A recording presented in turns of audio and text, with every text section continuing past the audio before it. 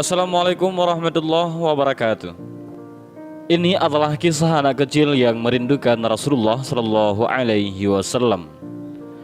Kisah seorang anak kecil yang amat merindukan baginda Nabi Muhammad Shallallahu Alaihi Wasallam terjadi di zaman Syekh Abdurrahman Ad-Dibai, yaitu pengarang kitab Maulid Ad-Dibai. Kisah ini sangat mengharukan sampai membuat Syekh Ad-Dibai menangis. Syekh Ad-Dibai adalah seorang ulama besar yang bernama lengkap Imam Wajihuddin Abdurrahman bin Ali bin Muhammad Asy-Syaibani Al-Yamani Az-Zubaidi Asy-Syafi'i. Beliau lahir pada bulan Muharram tahun 866 Hijriah dan wafat pada hari Jumat tanggal 12 Rajab tahun 944 Hijriah. Usia beliau kurang lebih 76 tahun. Beliau dikenal sebagai seorang ulama yang jujur, lemah lembut dan indah tutur katanya. Dikisahkan Syekh Abdurrahman Ad-Dibai sedang berkumpul dengan orang-orang di kota Zabid, yaitu ujung kota Yaman, untuk berziarah ke makam baginda Nabi Muhammad SAW di kota Madinah. Jarak perjalanannya membutuhkan waktu selama 2 minggu. Ketika rombongan hendak bergerak ke kota Madinah, tiba-tiba seorang anak kecil berusia 8 tahun datang dan menyapa Syekh Ad-Dibai. "Wahai Syekh, aku ikut ziarah ke makam Nabi." Permintaan anak kecil itu tidak diizinkan oleh Syekh karena khawatir membuat susah rombongan. Lalu Syekh Ad-Dibai bertanya kepada anak kecil itu, "Kenapa kau sangat ingin ikut?" Lalu anak itu berkata, "Wahai Syekh, percayalah aku sangat rindu kepada Rasulullah." Namun dijawabnya, "Sudahlah, kau tetap tak boleh ikut." Maka berjalanlah rombongan tadi. Setibanya di kota Madinah, tepatnya di depan makam Rasulullah SAW, Syekh Abdurrahman Ad-Dibai terkejut melihat anak kecil itu ada di hadapannya. "Wahai anak kecil, dari mana kau datang? Bagaimana kau bisa ikut?" "Ketika kalian berangkat, aku masuk ke dalam kota, ikut bersama rombongan ziarah ke makam Nabi Muhammad SAW," kata anak itu.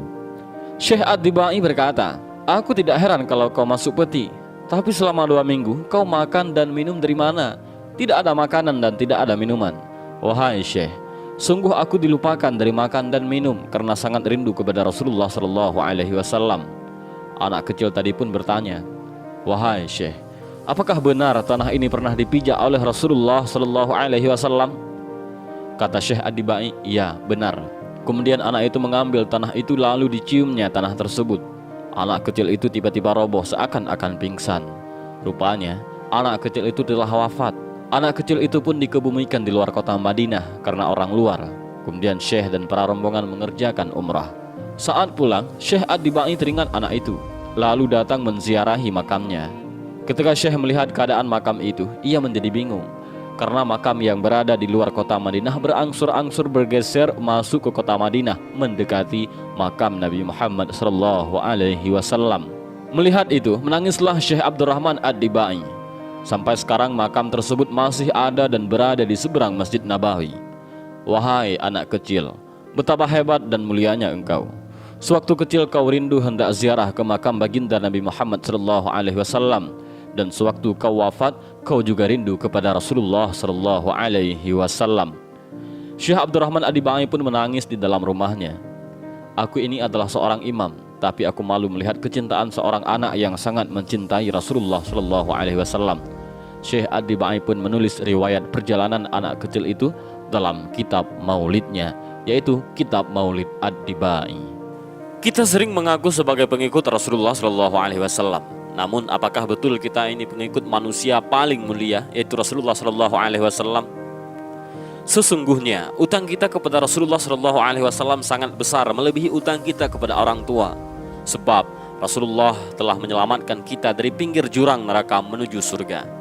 Kita akan mendapati sebuah penyesalan manusia di akhirat kelak karena menolak ajaran Rasulullah SAW dan enggan mentaati beliau. Dan ingatlah, hari ketika itu orang yang zalim menggigit 2 tangannya seraya berkata, "Aduhai, kiranya dulu aku mengambil jalan bersama Rasul." Al-Quran Surah Al-Furqan ayat 27. Sesungguhnya mencintai Rasulullah SAW itu tidak mudah, karena beliau tak pernah kita lihat secara kasat mata. Itulah yang membedakan kita dengan para sahabat terdahulu, karena para sahabat melihat langsung dan begitu besar cinta mereka, dan mereka meneladani beliau Rasulullah SAW. Dan ada salah satu kisah lagi, yaitu sebatang pohon kurma menangis karena rindu Rasulullah Shallallahu Alaihi Wasallam. Ada sebuah kisah dari hadis riwayat Imam Muslim mengenai pohon kurma yang menangis karena rindu Rasulullah Shallallahu Alaihi Wasallam.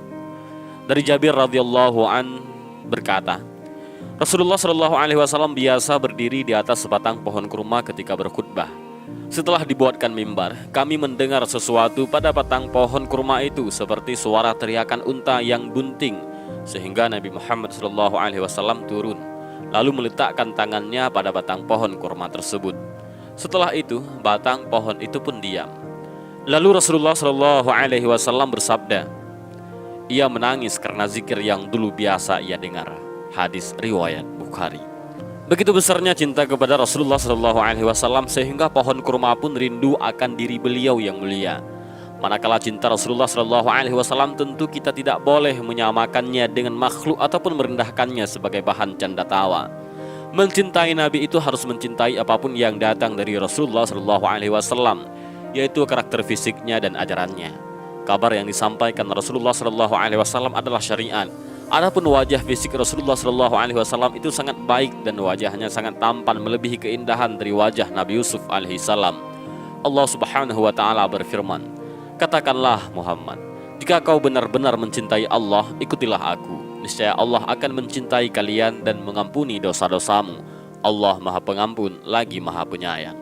Mencintai Nabi Muhammad SAW dan sunnahnya adalah ibadah yang paling utama. Begitulah kata ulama.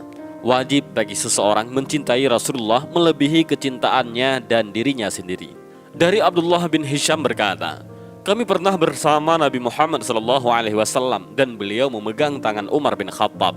Lalu Sayyidina Umar berkata, ya Rasulullah, sungguh engkau lebih aku cintai dari segala sesuatu kecuali terhadap diriku sendiri. Kemudian Nabi SAW berkata, tidak, demi yang jiwaku berada di tangannya, imanmu belum sempurna. Tetapi aku harus lebih engkau cintai daripada dirimu sendiri. Kemudian Umar berkata, sekarang demi Allah, engkau wahai Rasulullah lebih aku cintai daripada diriku sendiri. Kemudian Nabi Muhammad SAW berkata, saat ini pula wahai Umar, imanmu telah sempurna. Hadis riwayat Bukhari. Rasulullah SAW bersabda, salah seorang di antara kalian tidak akan beriman sampai aku lebih dia cintai daripada anaknya, orang tuanya, bahkan seluruh manusia. Hadis riwayat Bukhari dan Muslim. Dan adapun tanda-tanda jika seseorang mencintai Rasulullah SAW, yang pertama adalah dia akan mengikuti Rasulullah SAW. Katakanlah, jika kamu benar-benar mencintai Allah, ikutilah aku. Niscaya Allah mengasihi dan mengampuni dosa-dosamu. Allah Maha Pengampun lagi Maha Penyayang. Al-Quran Surah Ali Imran ayat 31. Yang kedua, tanda-tanda seseorang mencintai Rasulullah SAW adalah senantiasa memperbanyak salawat. Memperbanyak salawat khususnya di malam dan hari Jumat merupakan sunnah yang disukai para pecinta Nabi. Mereka yang banyak berselawat berarti ia mencintai Rasulullah SAW. Yang ketiga, berharap bermimpi bertemu dengan beliau. Sebelum kita merindukan Rasulullah, beliau sudah merindukan kita terlebih dahulu. Dalam hadisnya, Rasulullah SAW bersabda, wahai Abu Bakar, aku begitu rindu hendak bertemu dengan saudara-saudaraku. Sahabat Abu Bakar Siddiq radhiyallahu an berkata, apakah maksudmu berkata demikian wahai Rasulullah? Bukankah kami ini saudara-saudaramu? Rasulullah berkata, tidak wahai Abu Bakar, kamu semua adalah sahabat-sahabatku, tetapi bukan saudara-saudaraku. Saudara-saudaraku adalah mereka yang belum pernah melihatku, tetapi mereka beriman denganku, dan mereka mencintaiku melebihi anak dan orang tua mereka. Mereka itu adalah saudara-saudaraku, dan mereka bersama denganku. Beruntunglah mereka yang melihatku dan beriman kepadaku, dan beruntung juga mereka yang beriman kepadaku, sedangkan mereka tidak pernah melihatku. Hadis riwayat Muslim.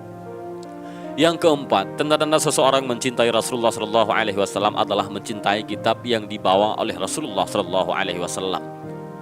Seseorang yang mencintai kitab yang dibawa Rasulullah SAW berarti ia telah mencintai Rasulullah. Karena itu, bertakwalah kepada Allah dan berimanlah kepada Rasulullah SAW semampunya. Kenapa mencintai Rasulullah SAW? Karena beliau adalah kekasih Allah Ta'ala. Bahkan orang kafir kebahagiaan rahmat beliau.